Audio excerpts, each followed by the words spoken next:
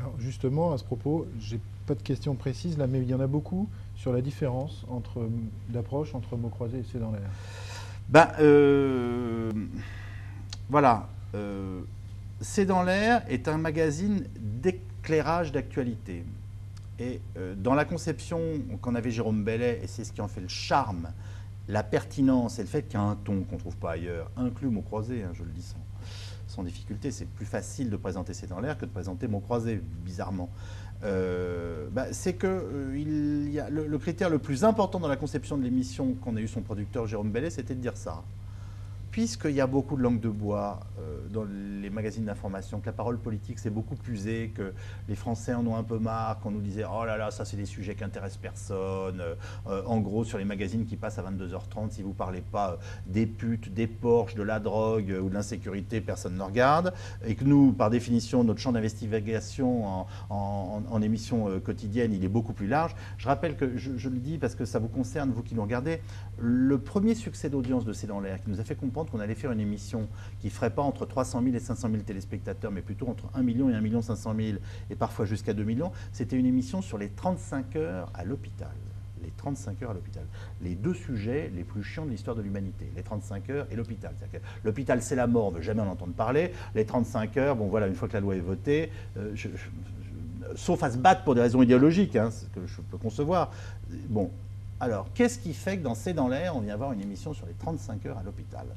Eh ben, c'est la conception de l'émission elle-même. Et donc, l'idée de Bellet, c'était de dire les acteurs de la vie politique, syndicale, sociale seront dans les sujets de reportage. Donc, on verra le président de la République, le ministre en charge d'un dossier, le leader syndical, le membre de l'opposition, la communauté musulmane dont la mosquée a été attaquée, le membre de la communauté juive où il y a eu des heurts, etc., ou qui a été agressé, dans les reportages. Les acteurs du dossier sont dans les reportages, et les reportages, on investit, on met des bons journalistes dessus, on fait des super sujets. Et en revanche, ce sont les experts et les commentateurs qui seront en plateau. Alors de fait, ben voilà, ça libère la parole parce que c'est compliqué quand vous avez le ministre en face de vous, même dans mots croisés, je le vis, que j'ai un journaliste qui vient qui dit mais monsieur le ministre, vous dites que vous avez fait ça mais vous ne l'avez pas fait.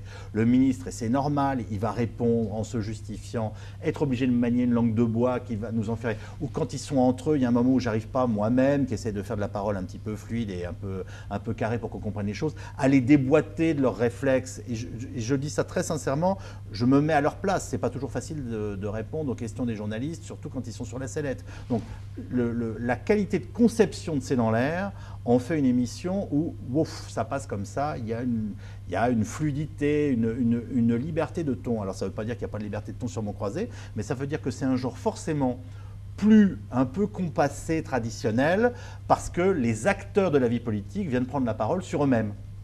Ou qu'ils l'échangent, ou qu'ils croisent les mots entre eux.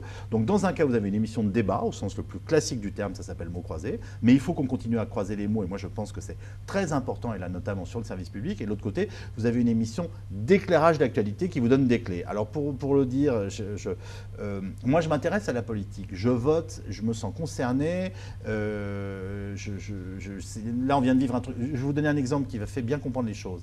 On vient de battre 3 records d'audience dans C'est dans l'air récemment, ou plutôt on a fait nos meilleures audiences depuis plusieurs mois, sur les émissions notamment qu'on consacrait aux élections régionales. Élections régionales où les Français, ou vous qui nous regardez en ce moment, ne sont pas allés voter. Ça veut dire que vous avez sanctionné de façon positive des émissions d'information qui s'appellent C'est dans l'air pour parler d'élections à laquelle vous n'êtes pas allé.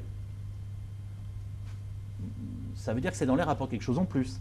Et c'est donc bien dans sa conception. Et quand j'ai fait des émissions sur régionales où je me permets de le dire moi-même, où je pense que j'ai été très courageux, il n'y a que le service public qui permet de faire ça, en invitant les gens, alors que tout le monde disait mais les régionales n'intéressent personne, il ne faut pas faire des plateaux. Mais je pense qu'il était de la mission de Mots croisés, du service public et de France 2 de faire ces émissions. On a fait des émissions qui étaient en audience moyenne, plutôt tendancielle basse, même si on a eu nos 1 à 2 millions de téléspectateurs, là où sur Mots croisés, sur C'est dans l'air, elle fonctionnait plein pot. Voilà, donc ma contrainte à moi, c'est ça, c'est d'essayer de résoudre ces deux contradictions. Donc il y a une émission de débat, il y a une émission d'éclairage de l'autre côté, et visiblement l'éclairage allume plus fort parfois. Alors en même temps, quand on est au cœur d'une actualité politique et que j'ai les bons invités, Mots croisés, parce que c'est à 22h maintenant, peut faire des très gros scores d'audience ponctuels, c'est qu'on a vraiment été dans le tempo. Mais il faut aussi avoir l'honnêteté de dire que plus ça va, plus les responsables politiques, ils aiment bien aller sur des plateaux où ils ne sont pas forcément en confrontation de débat, où il y a autour d'eux un footballeur, une stripteaseuse, une comédienne et un comique qui créent un climat sympa, mais où ils sont, voilà, ils se mettent en valeur pendant 5 ou 10 minutes. C'est pas croiser les mots pendant 1h15 comme sur le plateau de France 2.